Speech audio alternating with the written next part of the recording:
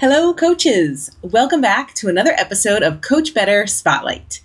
Today, I'm chatting with Patrick Holt, Head of Educational Technology at GEMS World Academy in Singapore. Patrick's background with experiential education has strongly influenced his perspectives on teaching and learning, which led to a really interesting conversation. In today's Spotlight, we discuss the importance of messy learning, not just for students, but also for teachers and leaders. In the full audio podcast, we also talked about starting with the why to influence change across a school community, as well as Patrick's experience teaching in Qatar and the need for cultural competency. To hear the full episode, subscribe to Coach Better wherever you get your podcasts.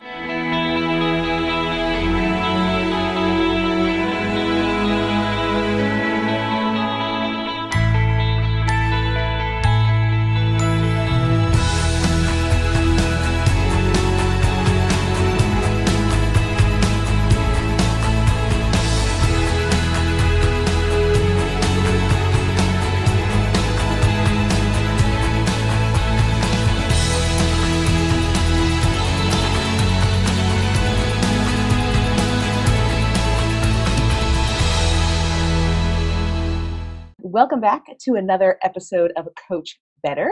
Today, I'm excited to be here with Patrick Holt.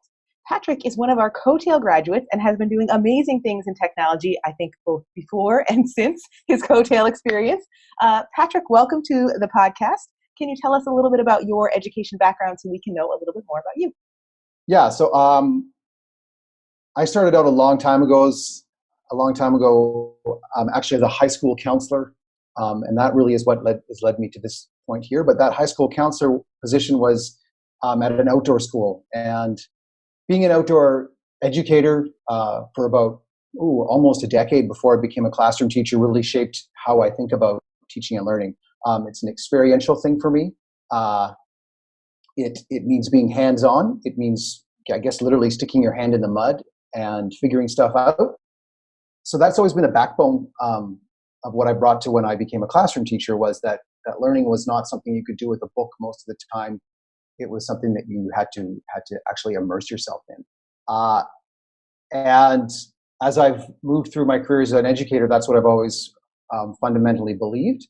And I've been really fortunate to work all over the world. I started out after Canada in Taiwan, and then for 7 years in the Middle East.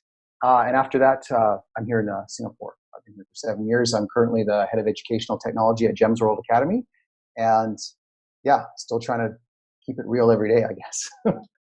Well, I'm just at the end of a master's degree, so that's just kept me busy for the last 2 years.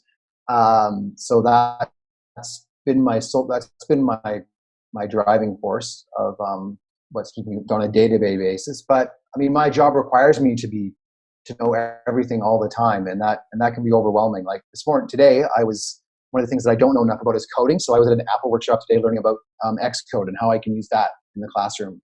As I said before, 2 weeks from now, I'll be doing the ISTE certification. I mean, what drives me? It's like it's a couple of things. I love when I go to things like I went today, I meet fellow educators and they inspire me. That's one of the things that really gets me going. Sometimes I just want to know. I want to know more. I know I don't know enough. In my personal life, like I still, I play guitar, and my learning will stop if I don't meet other people doing it. So when I was in Doha, when I was in the Middle East, I couldn't find people to play music with, so I didn't play music as much and I had to force myself to keep it up. Here, I've been really lucky. I've met people. And I think it's that what I'm getting at is there's a certain kind of creative collaboration that comes with meeting people and playing music, or sitting down with a group of people at school and figuring out, what's the strategy we're going to use to get teachers to use ISTE in the classroom, something like that. I think what really drives me is meeting people and the collaboration, the things we can do together, and the creative pieces that come out of that. And frankly, if I meet the people that don't spark that in me, then sometimes it doesn't work as well. But it's the right combination of people and work and creativity, I think. I really love that feeling of the importance of having others as part of your learning process. And I know that will be something that you try to bring into the school environment too, just from everything we've been talking about today. But I think that's something we don't always give students or teachers enough power in making choice about. That wasn't very well said. But I think that idea that, like, I know for myself, when I'm working, I work mostly at home because I own my own company and I work out of my house. But I am like 8 hours of the day online talking to someone, whether it's having a great conversation like this or working with someone from my team or having another conversation where I'm working with the people that are in the coach Microcredential program or mentoring people. I'm always talking to someone else. And I feel like that opportunity to share ideas and work together with others is so essential for my success in all areas of both my professional and personal life. And I don't think that is an integral part of schools where the learner is at the center of making those choices. Yeah. We don't have, there's no time for messiness, right? Exactly. Because if there has to be space, get down and dirty, and that's the metaphor, but like has to be some disagreement, some I don't like this, an argument, then you have to boil it down to something, and it takes time. Like teachers always complain about group work because kids look like they're doing nothing, but they're getting down and messy, right? But then we're like, oh no, we got to get to the next thing, and yeah, we need more time, and we need to prioritize different things. It makes me wonder how, I'm back on the professional learning thing. It makes me wonder how we can help teachers and even school leaders have experiences where they are doing that collaborative, messy learning so that they recognize the amount of time that it takes and the benefit they got out of spending that extra time. Because I think that's another problem is many teachers might say exactly what you said, but then when we're offered our professional learning opportunities, they're very, like, tick, tick, tick, tick, tick. We're going to go through all these things. It's going to be finished in one day. And by the end of this one day, you're going to be able to do X, Y, and Z. And it's the exact opposite of what we know is important. And so you're just making me think, like, how do we provide that environment for our teachers so that they can then provide that environment for their kids? Again, this comes back right around to the idea that we have to change the format and we have to change what we prioritize.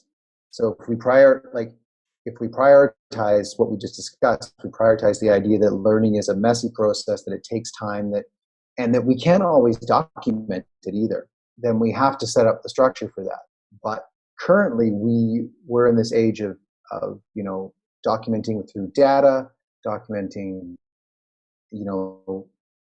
through test results, etc., then we're always going for that. But if we pulled back and thought about documenting in a different way, that's why I like this positive CV thing that I was talking about before, because it's about developing those individual traits in kids and teaching them about themselves, and then the digital part is they get to document that.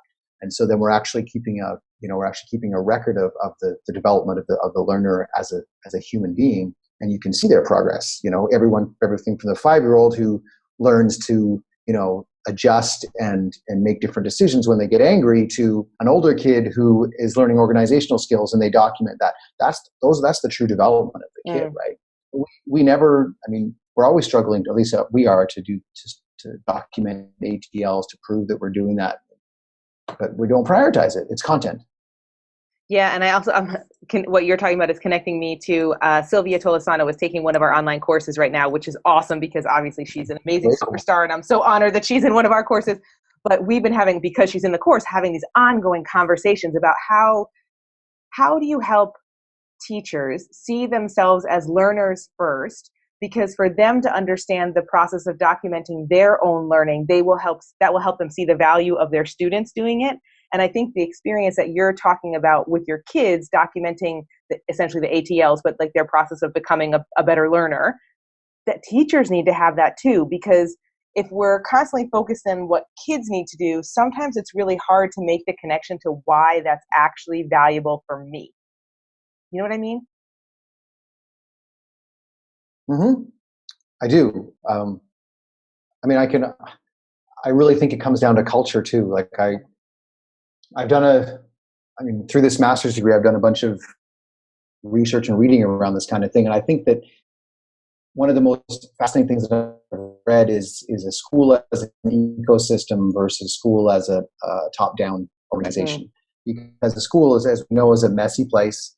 The relationships define it, and But most of the time, leaders lead it as a hierarchy, right? Whereas if a leader recognizes all those messy places and works to support that, and that messiness being teacher learning, student learning, all of those things, there's research that says that those schoolers are highly effective. And then if you add into there, you add in the idea of teachers as learners and a learning ecosystem, then I think you will not solve your problem, but you instill the idea that everyone is a learner. Yes. But you have to have enough space and time within that institution, because most of the time what I hear from teachers is that they don't have enough time, and I know they're not pulling my leg here. Like, they really don't have enough time. So yeah, it's a really it's a challenging puzzle. It's funny because I've never wanted to be a school administrator, school leader. It's just not something that I'm interested in doing. But anytime I have conversations like this, I always think, the people who can change this are the people who are in leadership positions. And it brings me back to a conversation I had with Dennis Harder, 15 years ago. We were both together working at International School Bangkok. And I remember saying to him, tell me, why do you want to be a school leader? And that was the answer he said. And I think at that time, I wasn't quite ready to hear it. But the more conversations I have, the more I'm like, it's worth all of the additional stress that must come with being a school leader to be able to have these conversations and then say, oh, I'm going to actually do that. I'm going to make that change. Mm-hmm. And you have to be, I have had ambitions of being a school leader, but honestly, in the last 18 months, I've changed my mind about that, because I don't know if, exactly what you said, the challenge of it and the reality of actually having to do the tasks of an assistant principal, if you wanted to do the things that I want to do, I don't know if I have the capacity to keep up with the actual administrative tasks, because it's an administrative position, and then do the leadership piece, because most of these leaders get bogged down in the administrative piece, right? There's tons of stuff too about educational administrator, educational leader. Yep. I would argue most of schools, they have administrators, but there's very few leaders. I think a lot of that is because administration is like a daily checklist, whereas leadership is an ongoing vision that you're moving an organization forward. And it's so nebulous, right? How can you pin down what I need to do today to move the school forward? Whereas, I need to, check in on X number of teachers and do X number of observations. And it's just, I can see why it's hard. I agree, but you also have to be driven through your vision.